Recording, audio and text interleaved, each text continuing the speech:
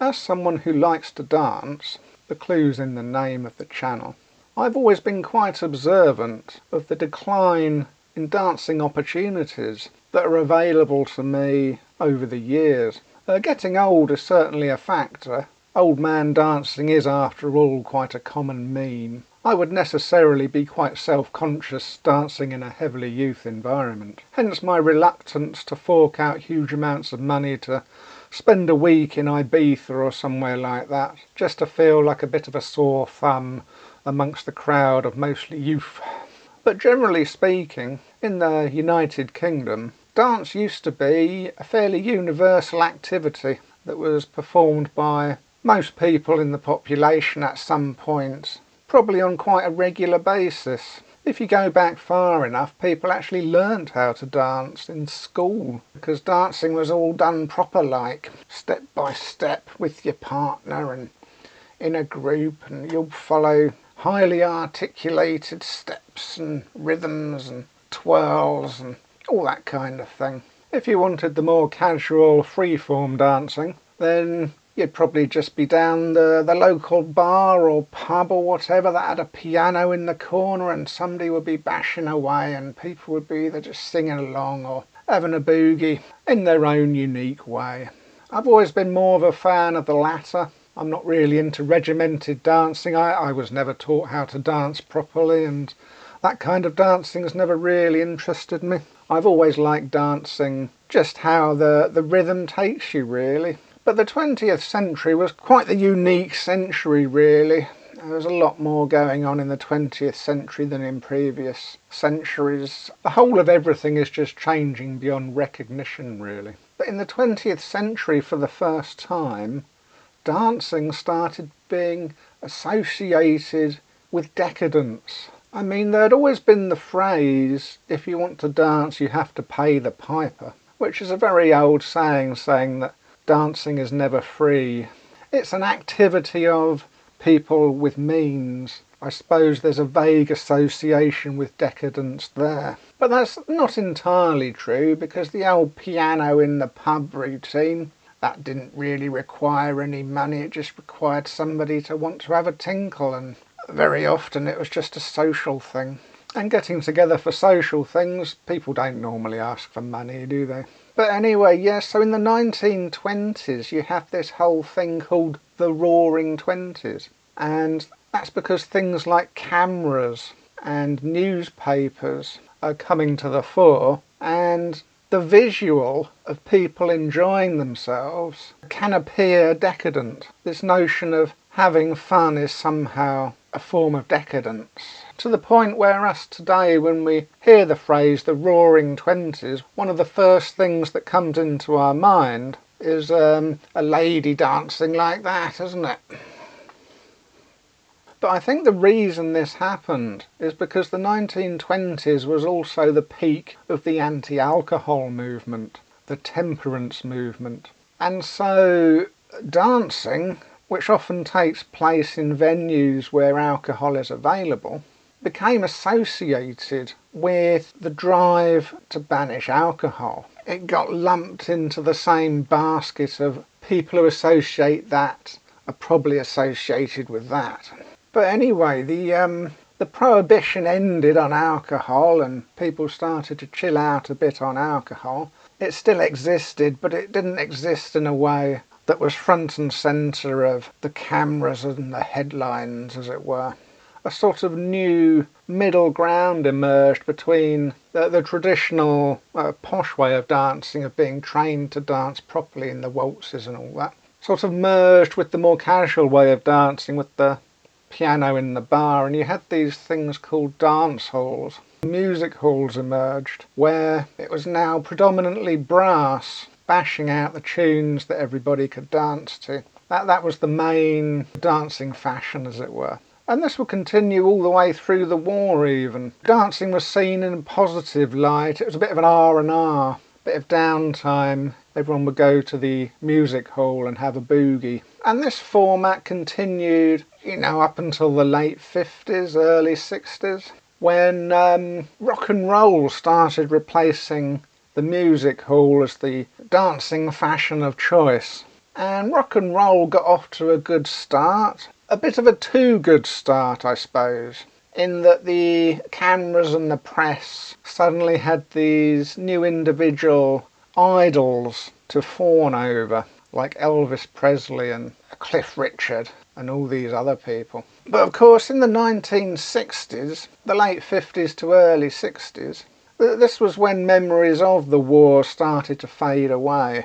And you had a new generation coming through that hadn't experienced any wars. And a bit like in the Roaring Twenties, there was just a sense of relaxed freedom. There was sort of this perfect brief bubble where everything that related to dancing was A-OK again. Like the access to alcohol and no need to be morose in your presentation. And on top of that, you had all new drugs coming onto the market, all new ways to boost your sense of excitement, such as marijuana, LSD and amphetamines, of which I would not recommend amphetamines. But nevertheless, it was a very exciting time, and dancing was having a nice little boom, because you had music halls and pubs and clubs, and even the theatres now were filling up with people dancing, watching all the bands going around and all that kind of thing. But as I say, with these new idols though, the press realised and the cameras realised that they can sell lots of copy by scandalising the idols. And so you had lots of scandals like Elvis Presley, he was being too sexual with his dancing and so was associated with the devil. Jerry Lee Lewis, who originated from a state where such things were relatively normal, but still a bit weird, but relatively not outrageous. He was dating a girl who was too young. So when he travelled around the world, different countries had different perceptions of whether they really liked this guy with a very young girlfriend coming into their country. And then into the early 60s you had bands getting pilloried because they'd do things like throw televisions out of their hotel windows or make some stupid remark that they might be bigger than Jesus. All of which can be suitably blown out of proportion. Again, like with the Roaring Twenties, a sort of stigma started to be put onto the dancing world, as it were. But it wasn't really a stigma, or was it? I don't know. But the phrase that emerged was sex, drugs and rock and roll. It was now a culture of sex, drugs and rock and roll. And again, a bit like the 1920s, going dancing has now kind of been lumped in together with other things. It's difficult to go dancing without people worrying that you're going to be involved in other things. Then throughout the 1970s, this evolved into the disco movement, where the music halls had faded out of fashion. People didn't want to dance like that anymore. And the dance halls converted into discos with the glitter balls and things like Northern Soul, and sex, drugs and rock and roll had been it's been gradually moved to the side in favour of just these big open spaces where people do free-form dancing in a very exciting way. But they still had the association with drugs. And so when the 1980s came round, suddenly it was declared that there was going to be a global war on drugs. And so when they declare this war, where are they going to go hunting for drugs? Very often dance venues are going to come under the spotlight, and the activity of dancing is going to be associated with criminality even. And so culturally, society, parents will start to get worried if their kids say they're going dancing, because in the parents' mind there's a big bubble that just says, oh my god, they're going to start doing drugs. But of course there's no such thing as drugs as one catch-all thing. There's products out there, some of which are good and some of which are bad. Comparing something like LSD to heroin is a bit like comparing a cheeseburger to a Caesar salad. Okay, they're both food, but that's about as close as the similarity can get. But the word drugs was just a catch-all for a random basket of things that somebody somewhere decided were bad. But you could still have rock and roll, aka dancing, without drugs. You could still go and follow a band and have a mosh, for example, or whatever version of dance that particular band is promoting, without being associated necessarily with drugs. But the drugs just became associated with these big halls, these specific venues where people go and dance. And so throughout the 1980s they started closing, to where we get to the late 1980s, early 1990s, where if you wanted to dance in a dance hall, you were most likely going to be doing it in a disused warehouse where somebody had naughtily snuck in and opened the doors for everybody, set up a music equipment, blasted away, and everybody had a quick good bit of dancing before the police arrived. And of course, unfortunately, that was the generation I was. If I wanted to have a dance, that was pretty much my choice. Following bands for a dance was fine, but when you follow a band for a dance, you generally have to dance how everybody else is dancing to that particular band. It's not really free-form dancing. It's more formulaic, which is fine if you like that kind of thing and it's good for the occasion. It's good in its own regard. But if you just want to let loose with a good bit of free-form dancing, you really need those big halls where everybody's kind of just doing their own thing. And it has to be said that, of course, these illegal warehouse parties, as they were called, there was an association with drugs there as well. But you didn't have to partake. I wouldn't call any of the salesmen particularly pushy. It would be more your friend's circle. You'd generally tend to do what your friends would do. So if your group of friends generally had a negative opinion of any specific kinds of drugs, then you probably wouldn't do drugs. But if your group of friends already did a certain kind of drug, they would probably do them. And while a dance venue is an opportunity for salesmen to interact with people, let's face it, they can interact with people without a dance hall quite easily. You don't need dancing to promote drugs, I think that's quite obvious. But the reason that my generation in particular ended up at these things called raves was because that was the only bit of the market that was supplying the need.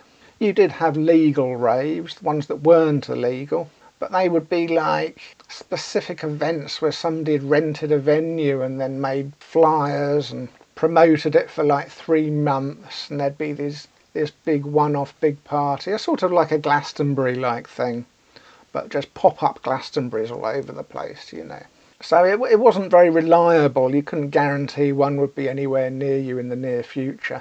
And it'd be more like going to Ibiza than just going for a local dance. But anyway, as you can imagine, that all got associated with drugs more than dancing. And over time, throughout the late 1990s, they all faded away. You could probably still find them, but they went out of the public consciousness. The music inspired by those kind of events didn't stop making it into the top 10, as it were, of the best-selling music of the day. The next generation had to look for their own way to dance, their own new fashion of dancing. So we come to about the 2000s, late 90s, early 2000s, and the only real avenue for dancing is now these kind of small pokey clubs, and people called it going clubbing, and it was predominantly in the inner cities somewhere. There'd be a venue with between 1 and 3 floors. I suppose a bit like an olden-timey pub with the piano in the corner, except now there's a DJ on each floor, or one DJ and speakers putting out random music in the other floors or whatever. But unlike the old piano in the pub days, it's just a more potentially aggressive environment, because it's becoming confused with the Friday and Saturday night boozers culture. The Friday, Saturday night boozer culture is kind of go out, get lathered, try and pull, maybe have a fight for the laughs.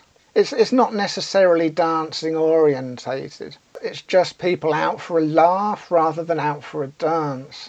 Don't get me wrong, you'd still get a lot of people out just for a dance, but you got the general impression that there was a slightly more aggressive atmosphere than you necessarily want when you just want to go dancing. It gets to the point you'd go to a fairly well-known, renowned club in London, for example, 3 floors, blaring out music, and there's about 200 people in there, at least. And there's only about 10 or 11 people actually dancing. Most people are just sort of standing around with a drink in their hand. If somebody dances, it's like they're doing it to make their friends laugh and all that kind of thing, and it's all a bit weird. Anyway, by the end of the 2000s, moving into the 2010s, you don't really get the clubbing music in the top 40 anymore either. And I wonder where people dance anymore. Do people dance anymore? I'm old now, so my motivation to go looking for it is probably low, and I don't know if I'm having an old bias here. But you kind of get an idea of where the dancing is by looking at the top 40 or the best-selling music or whatever. But the best-selling music doesn't really seem to be dance-orientated. I'm not sure when people go to an Ed Sheeran concert they're necessarily going for the dancing. I should imagine the audience in an Ed Sheeran concert is quite different to an audience to a Fatboy Slim concert, for example. You know, or Adele or Taylor Swift or all these other people who tend to dominate the charts. I mean, there's probably lots of underground places where people go and dance, where it's still at that phase where it's not, probably a good phase, where it's not public knowledge, but people have found somewhere to go and have a dance and enjoy themselves. It's just not a widely known thing. That's not really what I'm talking about. I'm talking about sort of national culture, as it were. Where is the national culture of dancing? Going back to where I came in, really, in that when I think about where would be a good place to go and dance, the only thing that pops into my head is Ibiza. But I'm an old man now, and I don't know if I would really feel in place. I don't really feel that Ibiza's necessarily the place for me to go and have a dance. I would probably, in the back of my mind, constantly be feeling a bit pervy, because I don't know what the age demographic is over there, but I suspect it's probably all sort of late teenagers, early 20s, all going through a rite of passage rather than people looking for a place to dance. There probably is people that go there just for the dancing aspects, and I'm probably missing out. But then that's not really what I'm looking for anyway. I'm not looking for like a week of mental dancing once a year as I go on holiday. I'm looking for just somewhere regular to go and have a proper dance, as it were. But somewhere not so niche that I feel like the outsider, as it were, if I just popped in one day and started randomly dancing. People say, well, why don't you start one then? I say, well, if I had loads of money, I might start a dance hall, but I don't know if they're profitable or not. I thought about it and I thought, well, maybe, but then there's so many complications nowadays that I'm not experienced in that I'd probably have to have about 3 years of figuring out all the different laws and rules involved in owning a dance hall before I even started getting anywhere. Maybe if I won the lottery, then I'd just go for it, then I could afford to employ somebody who already knew all this stuff. And that's the thing, isn't it? If you own the place, you end up behind the scenes constantly having to do all the busy work rather than actually dancing, so that's not really solving my problem, as it were. It solves the problem for other people, which when I'm really old I'd be happy to do that, but it's not really solving my problem, as it were. Anyway, I'm not sure what effect it's having on society, but it's one of those sort of unmentioned things that have just quietly vanished by the wayside. You can't help thinking that maybe things like the music business might be a bit more exciting and varied if dancing became fashionable again. And maybe the antidepressant drugs market wouldn't be quite so fashionable and successful if dancing made a comeback. I don't know, but I think that's one avenue where society has been in decline. I think the decline of dancing is kind of related to the decline in social cohesion. I'm biased, I like dancing, and I feel excluded, I suppose, so I had to vent. I wonder how many other people like dancing and feel their life isn't as valuable as it used to be because there just isn't really much dancing going on anymore.